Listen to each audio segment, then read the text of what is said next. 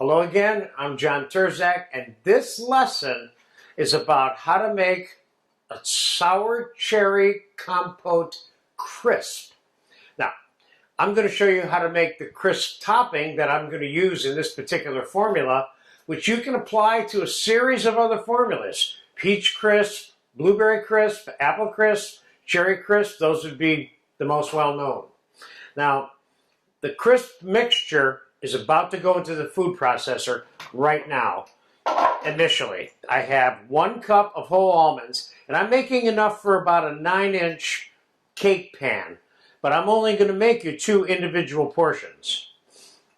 So we have 1 cup of whole almonds and 1 cup of nice big size crunchy granola. Let's give that a zap first.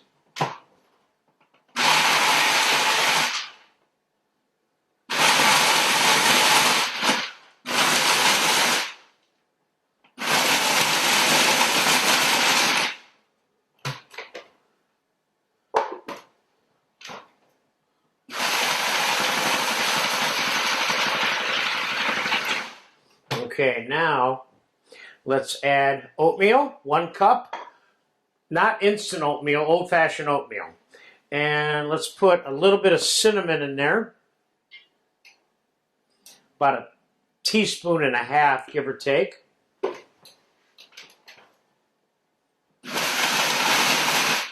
Okay, that mixture is definitely done enough for me.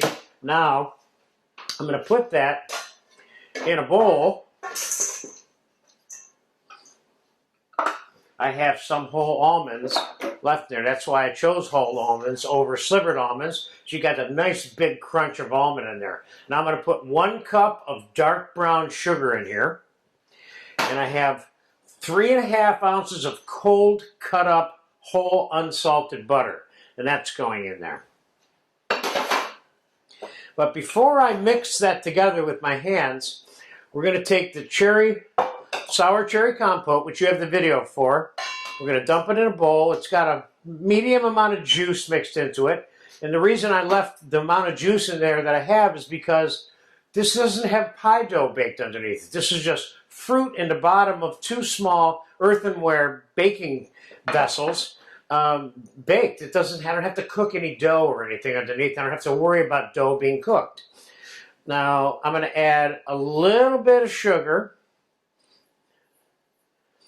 and a little bit of flour, like 1 tablespoon of each, and 1 tablespoon of cornstarch to the cherries.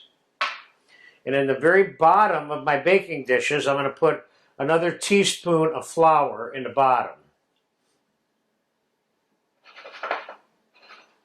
I'm going to mix this up. This cherry compote, of course, has Grand Marnier and vanilla, simple syrup, and it's delicious by it is. You need to go see the video. Now, if you want to make this without using the compote, you can just flavor your cherries the way you want, maybe even with some chocolate chips mixed together. So let's get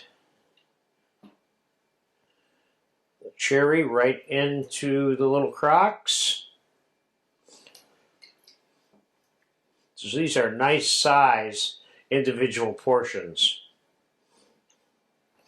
And let's pour some of this juice in here. These containers are half full of juice now. You see that? Now let's get the crisp mixture mixed together by hand here.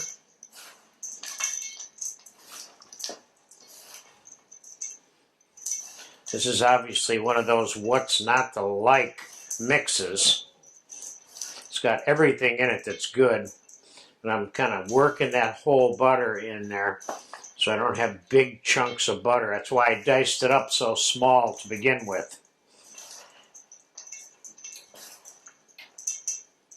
Could you use slivered almonds? Could you do this with pecans?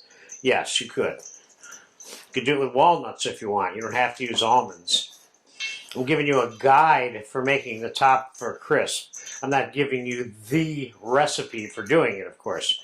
Like I said, I made you enough for about a 9-inch pan, so the crisp is mixed enough for my standards. Now let's get the top of this completely covered with this mixture, because the reason this is called a crisp is because the stuff on top is crisp. And for absolutely no other reason besides tradition. Okay, let's pack that down. And I'm going to pop these in a 375-degree oven. Remember, I'm not cooking any dough, and there's nothing in here that needs to be cooked, per se.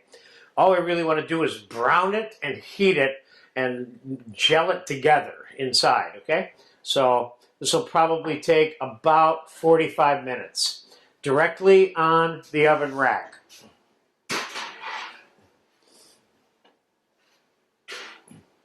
So I'll be back in 45 minutes. We'll take it out, and we'll talk a little bit about how to serve them. But they're easy to make ahead of time. They can be slightly rewarmed as well. And, of course, there's always ice cream that can get involved in this stuff. So I'll see you in about 45 minutes. Okay, cherry compote crisps have been in the oven for about 35-40 minutes. They were starting to bubble over a little bit, so I switched them over onto a sheet pan.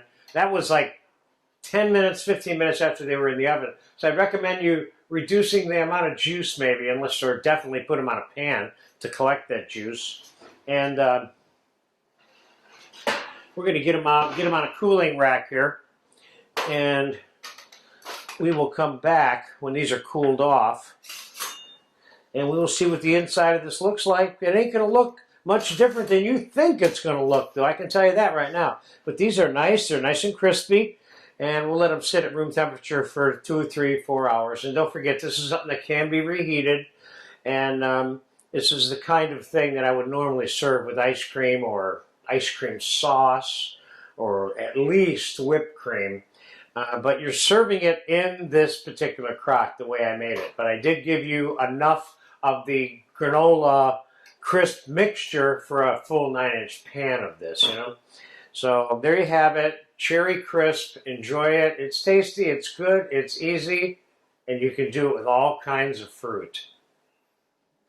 Sour cherry crisp has been hanging out of the oven for about 3 hours.